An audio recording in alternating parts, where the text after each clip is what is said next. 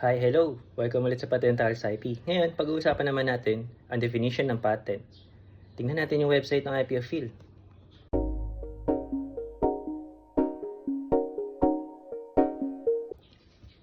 Oh, nakita yun na yung definition ng patent. Uwi na. Tapusin na natin itong video na to. Hindi, joke lang. So, buddy, hinighlight ko yung mga importanteng terms. So, nakita nyo naman, technical solution to a problem. Tapos, new, inventive, and industrially applicable. So, ano ba ang ibig sabihin ng technical solution to a problem? Napakalawak yata ng ibig sabihin nun. Kasi, bali, gumawa ka lang ng isang bagay, tapos, kung nakasolve siya ng problem, yun na. Napaka-literal na definition. Hindi, ibig sabihin lang nun, yung produkto mo o yung proseso mo, may pag ginamit, pinapadali yung isang activity sa isang field na dati hindi nagagawa ng maayos o mahirap gawin. Yun lang yun. Pinakamadali at saka pinakasimpleng definition. Ngayon, ang patent ba kailangan groundbreaking? Hindi naman. Actually, pinakamarami sa mga patent o nag-grant na patent ay mga simple lang. Kasi ang importante lang, yun nga, yung nakabold na technical solution to a problem. And then, dapat new, ibig sabihin bago siya. Inventive, ibig sabihin, hindi siya maiisip ng kahit sinong tao basta-basta. Hindi siya, kumbaga, tinatawag namin na obvious. And then, industrially applicable. Ibig sabihin lang nun, pwede mo siyang i-produce industrially, pwede mo siyang ibenta, pwede mo siyang gawin industrially. Ganun lang yun. So, sa tatlong yun, pag pumasa yung inyong patent application, granted patent yan. Yung tatlong requirement na yun, pag-usapan natin in more depth sa mga susunod na video. Pero, magbigay tayo ng example ng mga granted patent na sinasabi ko simple lang.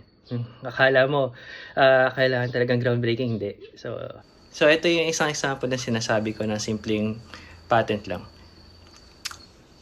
Di ko alam kung familiar kayo no 90s or 99, mga 2000. Parang ang daming lumabas ng ganitong suklay. Kasi nung 1998 nag-expire yung patent na to. So anong pinapakita ng patent na to? So yung simpleng comb o suklay, yung ngipin niya umiikot. Tapos metallic. So ano yung sinasolve niya na problema? So pag nagsuklay kayo, 'di ba? Lalo na kapag medyo dry yung buhok nyo o kaya sobrang gulo. 'Di ba sumasabit dun sa ngipin ang sakit?